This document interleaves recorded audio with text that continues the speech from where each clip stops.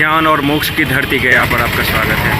और ये 80 feet giant Buddha temple Bihar का पहला वर्ल्ड हेरिटेज साइट है, यूनेस्को के द्वारा प्रोटेक्टेड है। महाबोधि टेम्पल, 80 फीट टेम्पल और भी बौद्ध धर्म से संबंधित जितने भी महत्वपूर्ण स्पॉट थे उसको मैंने विजिट किया। आज करीब 2 महीना हो गया मुझे, लेकिन अभी तक मैं गया कि किसी भी फेमस स्पॉट को विजिट नहीं किया था। आज समय निकाल करके, क्योंकि आज संडे है, जा रहा हूँ। बोध गया के रास्ते में ही यह बिहार पुलिस सशस्त्र बल का विशेष ट्रेनिंग सेंटर बना है और इसका उद्घाटन भी 2022 में ही किया गया था। यहाँ पे स्पेशल फोर्सेस का ट्रेनिंग दिया। अब मैं बोध गया चुका हूँ और बोध गया में आपको इस तरह के बड़े बड़े होटल रिसोर्ट देखने को मिलेंगे। ये स्ट्रीट, ये महाबोधि प्रवेश द्वार आप देख सकते हैं। यहाँ से अब मैं इन कर रहा हूँ गाड़ी बदलने के बाद दूसरा, और यहाँ पे कई सारे विदेशी पर्यटक भी आपको दिख जाएंगे। ये महाबोधि कन्वेंशन सेंटर, यहाँ तक मैं 2 बार पहुँचा क्योंकि हम लोगों के कोर्स का इनॉग्रेशन यहीं पर हुआ था, लेकिन इससे आगे नहीं जा सका और ना ही मैं महाबोधि टेम्पल देख सका था। तो अब इससे आगे भी जा रहा हूँ। महाबोधि सेंटर से सीधे आपको जाना पड़ेगा। यहाँ पर आपको विभिन्न देशों के टेम्पल मिल जाएंगे। और इस वक्त मैं महाबोधि टेम्पल बोध गया पहुँच चुका हूँ। मेरे पीछे अब मैं इसका लुक आपको दिखलाऊँ। मैं गया कई बार, आया लगभग 4-5 बार।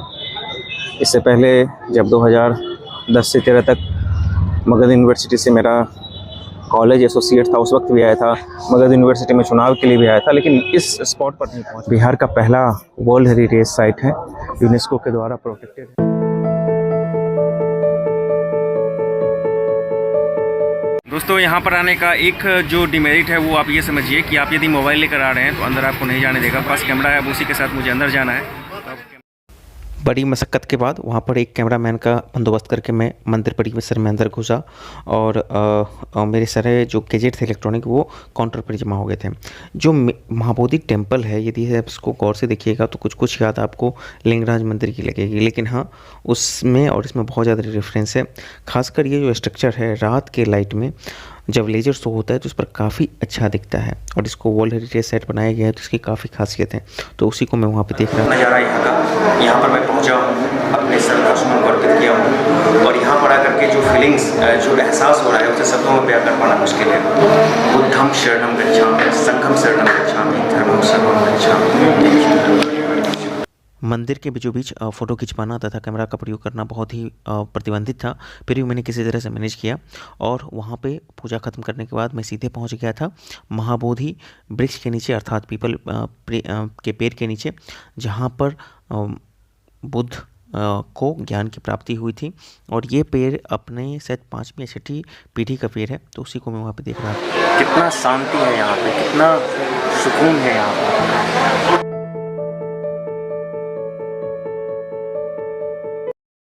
महाबोधि वृक्ष के नीचे बहुत सारे विदेशी बैठकर ध्यान कर रहे थे, कुछ चैंटिंग कर रहे थे। और दूसरे तरफ जो था महाबोधि टेम्पल के, उसके तरफ मैंने भी बैठ करके, जहाँ पर ब्रजरासन मुद्रा था, वहाँ पर मैंने भी कुछ देर ध्यान किया था।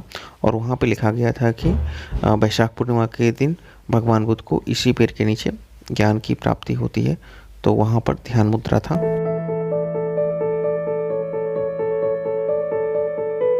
स्पिरिचुअल शक्तियों से आपको भरा हुआ मिलेगा।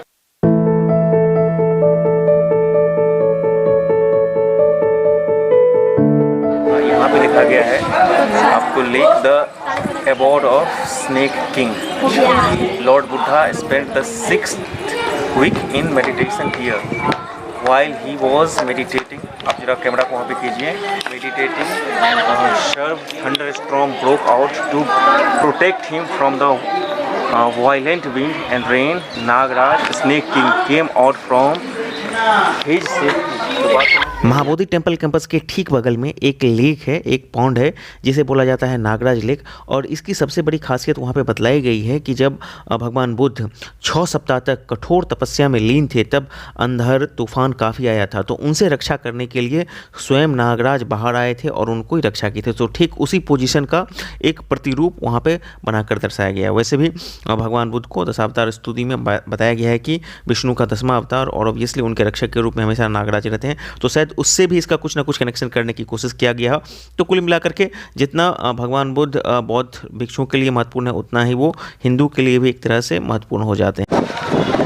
तो इस वक्त मैं हूँ इसी महाबोधि टेम्पल के कैंपस में स्थित मेडिटेशन पार्क में। ये मेरा सबसे लास्ट पड़ाव है इस टेम्पल का। काफ़ी अच्छा एक्सपीरियंस रहा। हालांकि यहाँ पर आपको मेडिटेशन पार्क के अंदर जाने के लिए पेमेंट करना होगा, कुछ फीस है, उसको चार्ज करने के बाद यहाँ पर अंदर जा सकते हैं, आप अंदर मेडिटेशन कर सकते हैं। न्यू कंस्ट्रक्शन है, इसका पार्ट ही है लेकिन एक न्यू कंस्ट्रक्शन है। काफ़ी सुनहरा है, हरा भरा है, चारों तरफ आप देख सकते हैं। मेरा जो एक्सपीरियंस है यहाँ पे आने का बहुत शानदार रहा। और अंदर में कैमरा तो अलाउड नहीं है, मोबाइल फ़ोन, लेकिन हाँ आपके पास यदि कैमरा है तो उसको लेकर आ सकते हैं और यहाँ के नज़ारों को आप अपने अंदर कैद कर सकते हैं। बहुत ही शानदार अनुभव है। और कभी आप इसके इधर भी आइए, जब आप परेशान हो, कुछ समझ नहीं आए, तो कुछ देर आकर यहाँ पर मेडिटेशन कीजिए। निश्चित रूप से यहाँ पर आपको शांति मिलेगी, नई राह मिलेगी। Thank you very much. Chinese temple है, इसी तरह से थाईलैंड का है, बांग्लादेश का है, ताइवान का है, विभिन्न देशों के टेम्पल यहाँ पे आपको देखने को मिल जाएंगे। और ये बांग्लादेश बुद्धिस्ट मोनेस्ट्री, बोध गया बिहार, इंडिया। तो हर एक देश का यहाँ पे अपना अपना। और ये 80 फीट जाइंट बुद्धा टेम्पल नहीं है, स्टैचू बोल सकते हैं। पूरे इस बुद्ध मूर्ति की ऊंचाई 80 फीट है, जहाँ पे मैं पहुँच रहा हूँ। और यहाँ पे बहुत सारे विदेशी हैं, देशी भी हैं, बिहारी भी हैं, सब लोग हैं।